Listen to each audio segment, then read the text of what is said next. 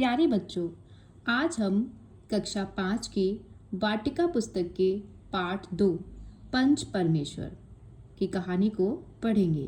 तो आइए शुरू करते हैं। जुम्मन शेख और अलगू चौधरी में गाढ़ी मित्रता थी। साझे में खेती होती थी, कुछ लेन देन में भी साझा था। एक को दूसरे पर अटल विश्वास था।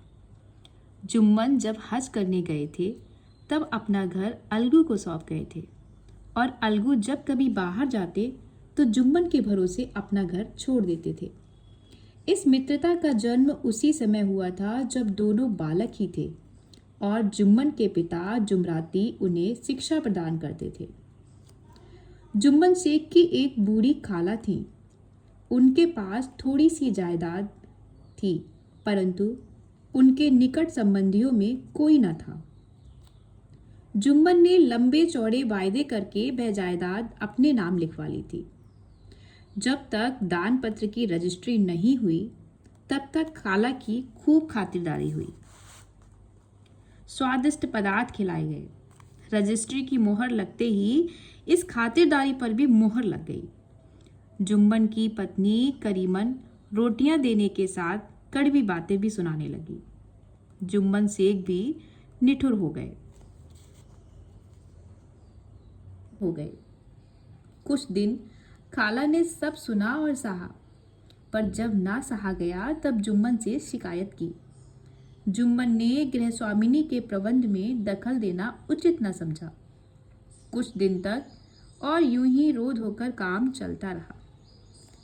अंत में एक दिन खाला ने कहा, बेटा, तुम्हारे साथ मेरा निभाव ना होगा। तुम मुझे रुपए दे दिया करो, मैं अलग पका खा लूंगी। जुम्मन ने धृष्टता के साथ उत्तर दिया, रुपए क्या यहाँ फलते हैं? खाला बिगड़ गई। उन्होंने पंचायत करने की धमकी दी। जुम्मन बोले, हाँ, जरूर पंचायत कर लो, फैसला हो जाए। मुझे भी रात दिन की ये खटपट पसंद नहीं।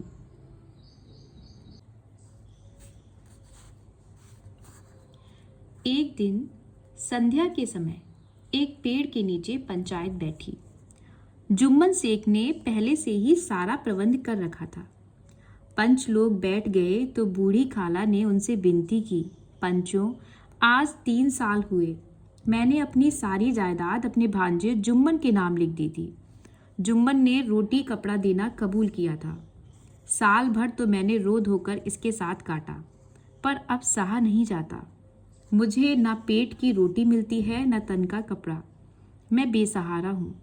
तुम लोग जो राह निकाल दो उसी राह चलूं। मैं पंचों की बात सिर माथे चढ़ाऊंगी। सरपंच किसे बनाया जाए, इस प्रश्न पर जुम्मन शेख और खाला जान में कुछ कहा सुनी हो गई।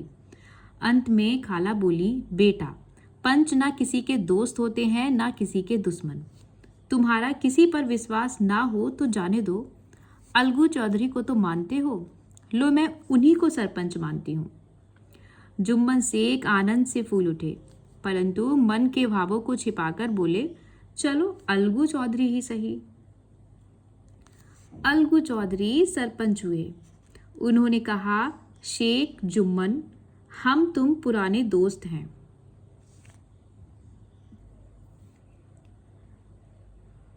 मगर इस समय तुम और बूढ़ी खाला दोनों हमारी निगाह में बराबर हो। जुम्मन ने कहा, खुदा गवाह है, आज तक मैंने खाला जान को कोई तकलीफ नहीं दी। अलगू चौधरी ने जुम्मन से जिरह शुरू की। जुम्मन चकित थे कि अलगू को हो क्या गया है। अभी तो ये मेरे साथ बैठे थे, अब इतने प्रश्न मुझसे क्यों पूछते हो? जुम्मन ये सब सोच ही रहे थे कि अलगू ने फैसला सुनाया। जुम्मन शेख, पंचों ने इस मामले पर विचार किया। उन्हें यह उचित मालूम होता है कि खाला जान को माहवार खर्च दिया जाए। बस यही हमारा फैसला है। अगर खर्च देना मंजूर ना हो तो रजिस्ट्री रद्द समझी जाए। फैसला सुनते ही जुम्मन सन्नाटे में आ गए। अलगू के फैसले की सभी लोग प्रशंसा कर रहे थे, पर इस फैसले ने अलगू और जुम्मन की दोस्ती की जड़ हिला दी। जुम्मन को यह फैसला आटो पहर खटकने लगा। बेइस ताक में थे कि किसी तरह अलगू से बदला लेने का अवसर मिले। ऐसा अवसर जल्द ही जुम्मन के हाथ आया। अलगू चौधरी बटेसर से बैलों की एक बहुत अच्छी जोड़ी मोल लाए थे। दैवयोग से जुम्मन की पंचायत के 1 महीने बाद इस जोड़ी का एक बैल मर गया। अब अकेला बैल किस काम का? गांव में समझू साहू थे। उन्होंने 1 महीने में दाम चुकाने का वादा करके चौधरी से बैल खरीद लिया। समझू साहू ने नया बैल पाया तो लगे रगेदने।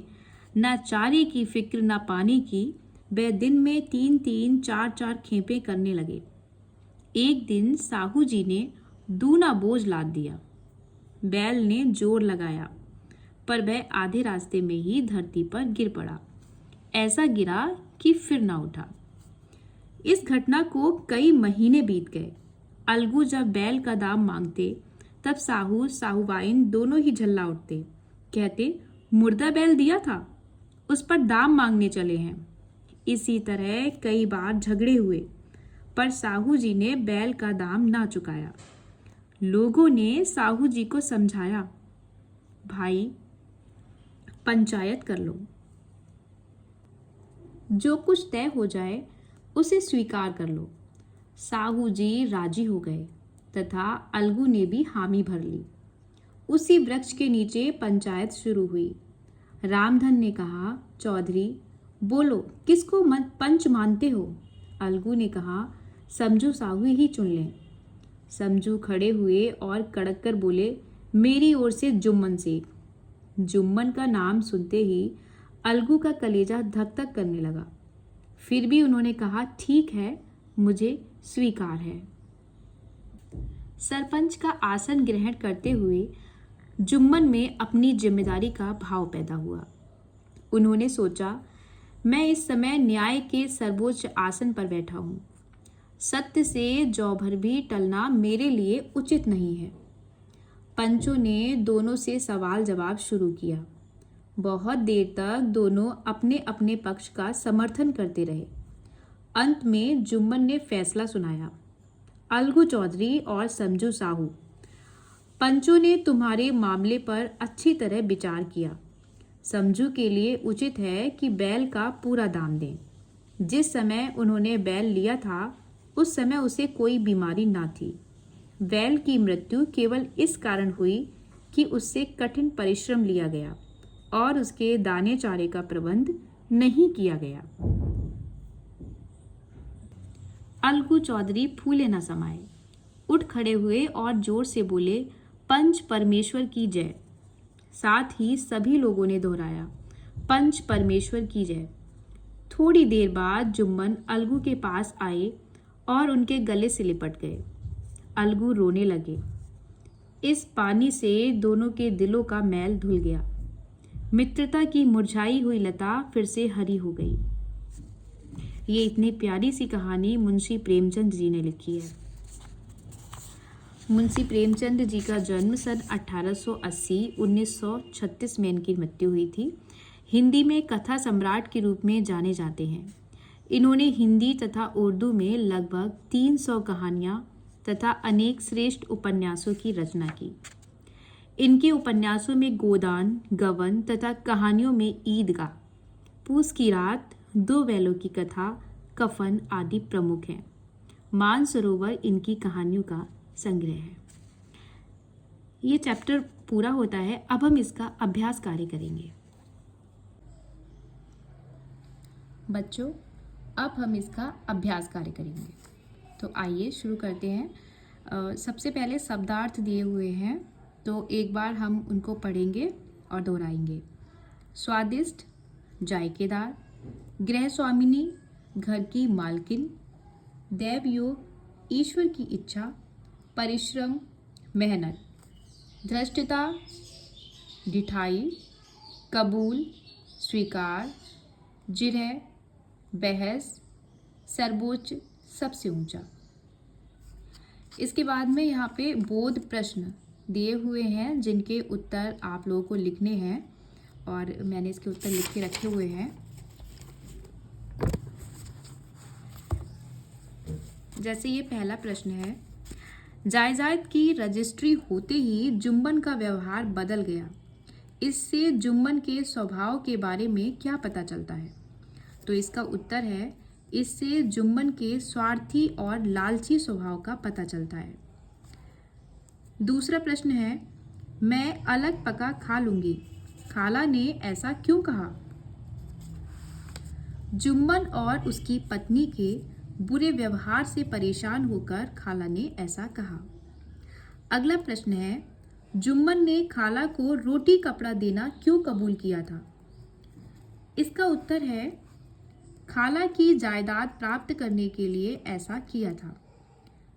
अगला प्रश्न है, फैसला सुनते ही जुम्मन सन्नाटे में क्यों आ गए? इसका उत्तर है, जुम्मन ने सोचा था कि अलगू उसका मित्र है, वह उसके पक्ष में ही फैसला देगा, परंतु ऐसा नहीं हुआ। इसलिए फैसला सुनते ही जुम्मन सन्नाटे में आ गए। अगला प्रश्न है, सरपंच का आसन ग्रहण करते हुए जुम्मन में कौन सा भाव पैदा हुआ? इसका उत्तर है, सरपंच का आसन ग्रहण करते ही जुम्मन में अपनी जिम्मेदारी का भाव पैदा हुआ। तो ये प्रश्न उत्तर पूरे हो जाते हैं और उसके बाद में सही विकल्प पर सही का निशान लगाना है। पहला प्रश्न है, जुम्मन का मित्र होते हुए भी पंचायत में अलगू ने उसके खिलाफ फैसला दिया, क्योंकि अलगू सच्चा मित्र नहीं था, जुम्मन के घमंडी स्वभाव से अलगू नाराज था, या सरपंच का स्थान ग्रहण करने वाला व्यक्ति निष्पक्ष होकर न्याय करता है। तो इसका सही उत्तर है, सरपंच का स्थान ग्रहण करने वाला व्यक्ति निष्पक्ष होकर न्याय करता है। तो हम इसको यहाँ पे टिक करेंगे।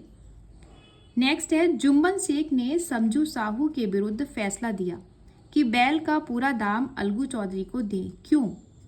क्योंकि जुम्मन शेख ने सरपंच बनकर समझू साहू से बदला लिया था, या जुम्मन शेख ने अपने मित्र अलगू चौधरी का पक्ष लिया, या फिर बैल की मृत्यु केवल इस कारण हुई कि उससे कठिन परिश्रम लिया गया और उसके दाने चारे का प्रबंध नहीं किया गया। तो ये एकदम सही है, तो हम यहाँ पे सही का निशान लगाएंगे। यहाँ पे दिया हुआ है, निम्नलिखित कथनों को पढ़िए और उनके सामने खाली जगह में किसने किससे कहा लिखिए। हम कथन पढ़ेंगे और किसने किससे कहा। पहला है, बेटा तुम्हारे साथ मेरा निभा ना होगा, तुम मुझे रुपए दे दिया करो, मैं अलग पका खा लूंगी। तो ये खाला ने जुम्मन से कहा था। रुपए क्या यहाँ फलते हैं? ये जुम्मन ने खाला से कहा। शेख जुम्मन, हम तुम पुराने दोस्त हैं, मगर इस समय तुम और बूढ़ी खाला दोनों हमारी निगाह में बराबर हो। ये किसने कहा था और किससे कहा था? ये अलगू चौधरी ने जुम्मन से कहा था। भाई पंचायत कर लो, जो कुछ तय हो जाए उसे स्वीकार कर लो। ये कथन किसने किससे कहा था बच्चों? लोगों ने अलगू चौधरी व समझू साहू से कहा था। Very good. समझू के लिए उचित है कि बैल का पूरा दाम दे। पंचायत बाद जुम्मन ने अलगू बा समझू साहू से कहा था। पंच ना किसी के दोस्त होते हैं ना किसी के दुश्मन। ये बात किसने कही थी?